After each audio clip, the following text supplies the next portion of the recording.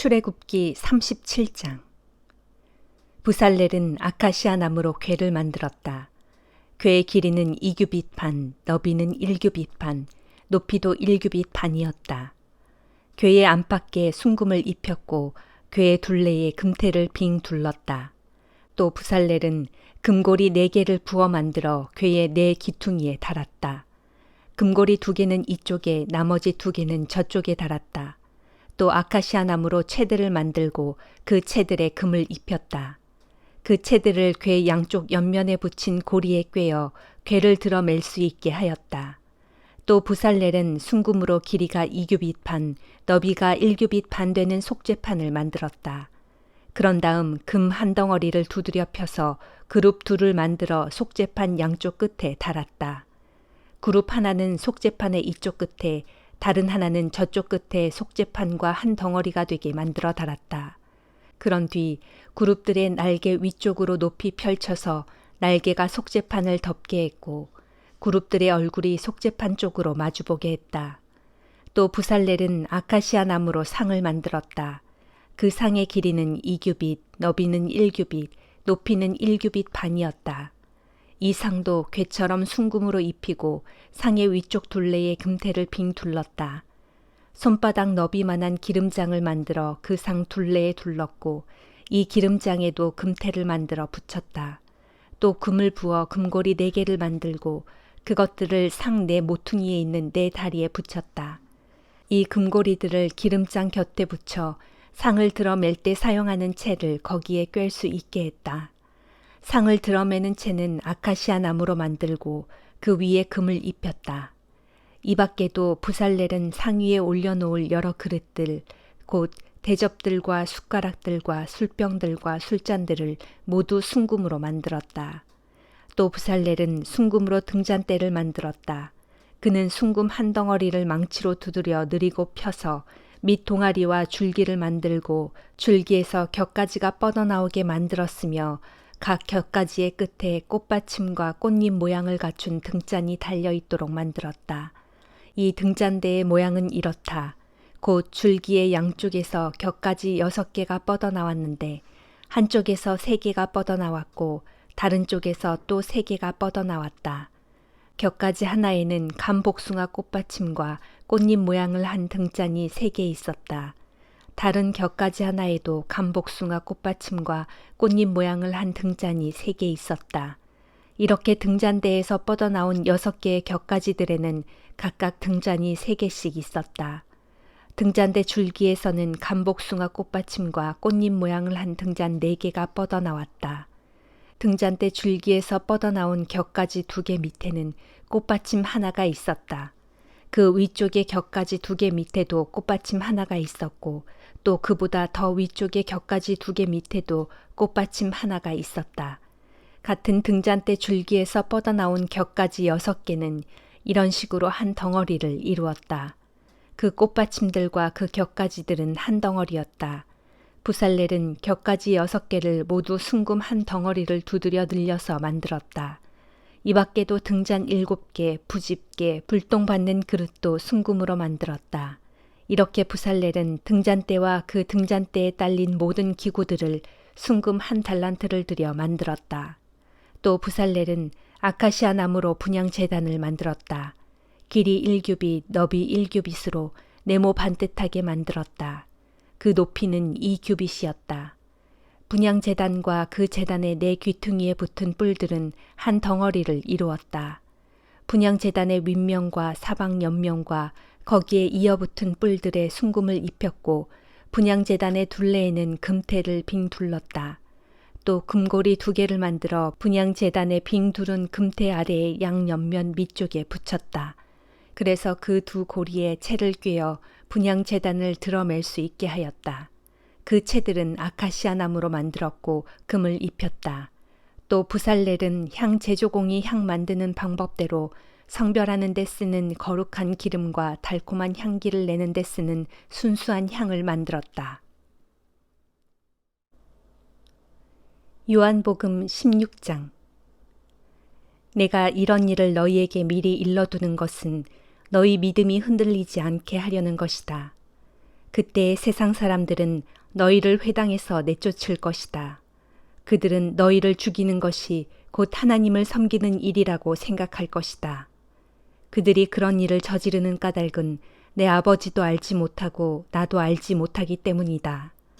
내가 이런 말을 너희에게 하는 것은 그런 일이 닥쳐올 때 너희로 하여금 내가 너희에게 경고한 이 말들을 기억에 떠올리도록 하기 위함이다.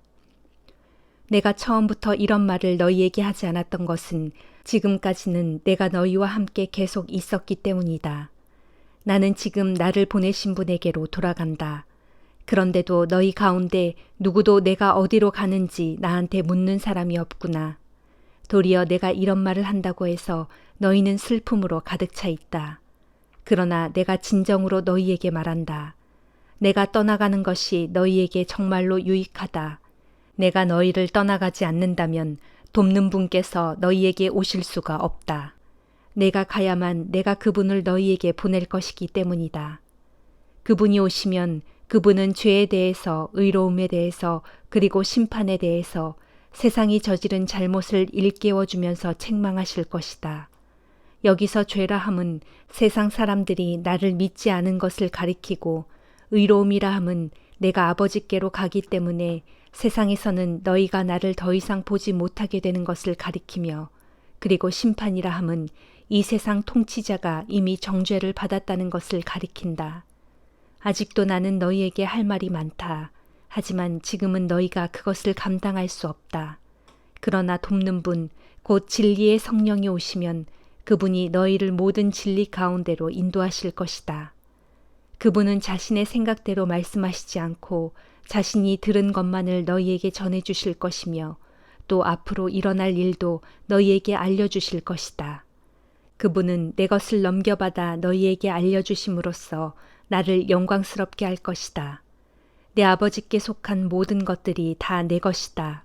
이런 까닭에 돕는 분이신 성령이 내게서 받은 것을 너희에게 알려주실 것이라고 내가 말하는 것이다. 이제 조금 후면 너희는 나를 더 이상 보지 못할 것이다. 하지만 다시 조금 더 있으면 너희는 나를 보게 될 것이다. 그러자 제자들 가운데 몇 명이 서로 수군거렸다. 이제 조금 후면 나를 더 이상 보지 못할 것이고 다시 조금 더 있으면 나를 보게 될 것이다라니 그게 도대체 무슨 뜻일까? 그뿐 아니라 그것은 내가 아버지께로 갈 것이기 때문이다라니 그건 또 무슨 뜻일까? 제자들은 또 이런 말들도 주고받았다. 도대체 조금 있으면 이라는 말은 또 무슨 뜻일까? 주께서 하시는 말씀을 도무지 이해할 수 없네. 예수께서는 제자들이 자신의 말에 대해 묻고 싶어하는 마음이 있다는 것을 알아차리시고 이렇게 말씀하셨다. 너희는 내가 이제 조금 후면 나를 더 이상 보지 못할 것이고 다시 조금 더 있으면 나를 보게 될 것이라고 한 말 때문에 서로 그 뜻이 무엇인지 묻고 있는 것이냐? 내가 진정으로 너희에게 밝히 말한다. 이제 너희는 울며 통곡할 것이지만 세상은 기뻐할 것이다. 그러나 너희의 그런 슬픔은 이내 기쁨으로 바뀔 것이다. 그것은 마치 여자가 아기를 낳을 때와도 같다. 출산할 날이 가까워지면 여자는 겪어야 할 진통 때문에 무척 근심한다. 그러나 마침내 아기가 태어나면 여자는 아기가 세상에 태어난 기쁨 때문에 모든 고통을 순식간에 잊어버린다. 이와 마찬가지다.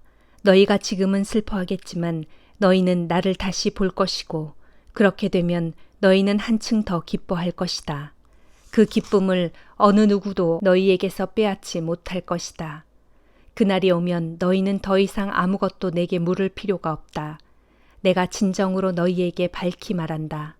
너희가 내 이름으로 구하는 것은 무엇이든 내 아버지께서 다 이루어 주실 것이다.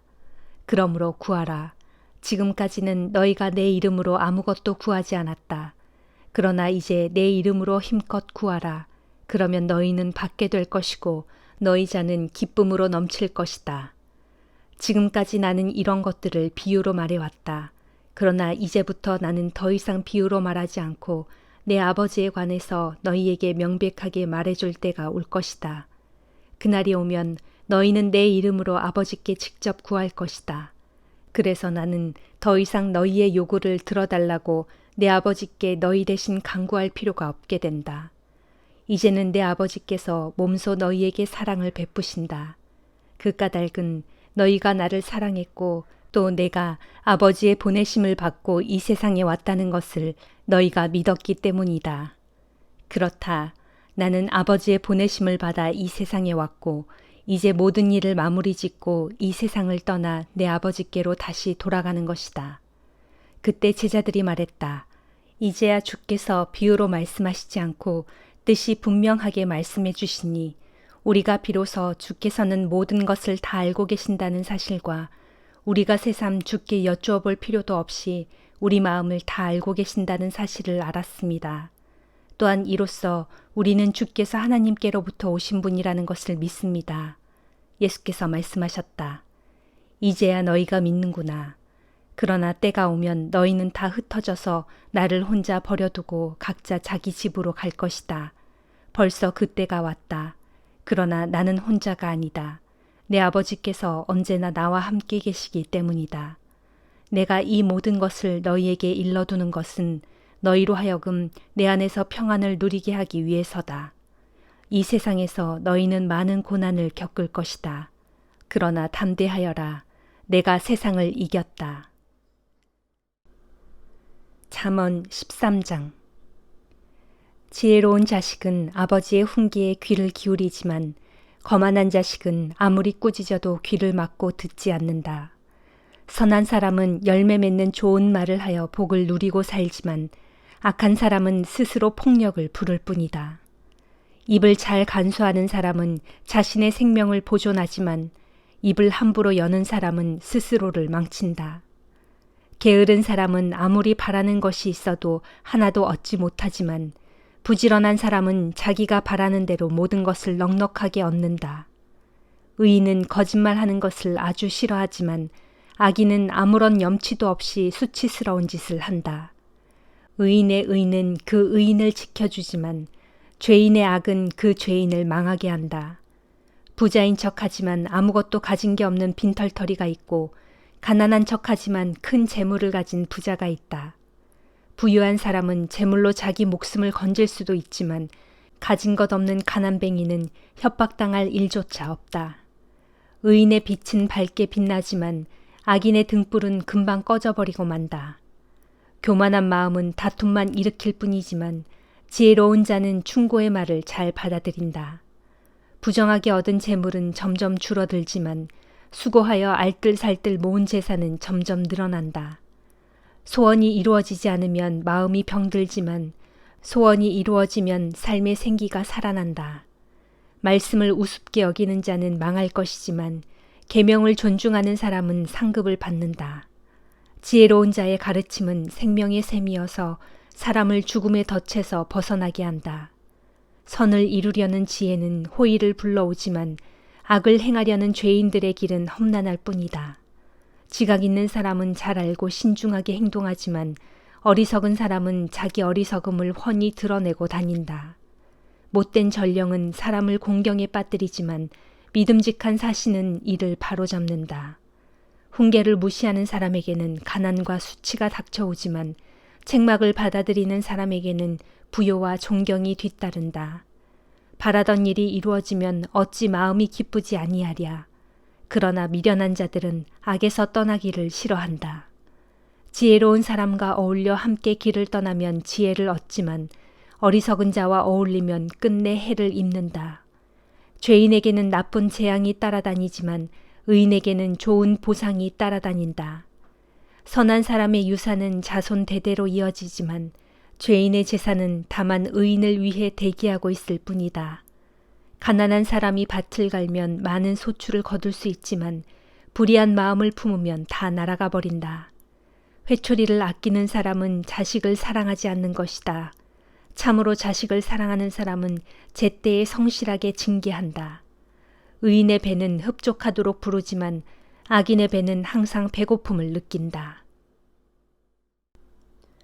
에베소서 6장.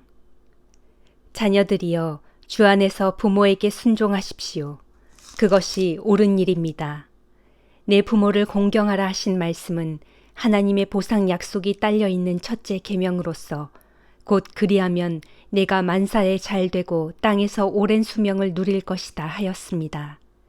또 부모들이여 여러분의 자녀를 자극하여 화나게 하지 말고 오직 주의 교훈과 훈계로 잘 기르십시오. 종들이여 여러분이 세상적인 주인에게 순종하기를 마치 죽게 하듯 두려움과 존경과 신실한 마음으로 하십시오.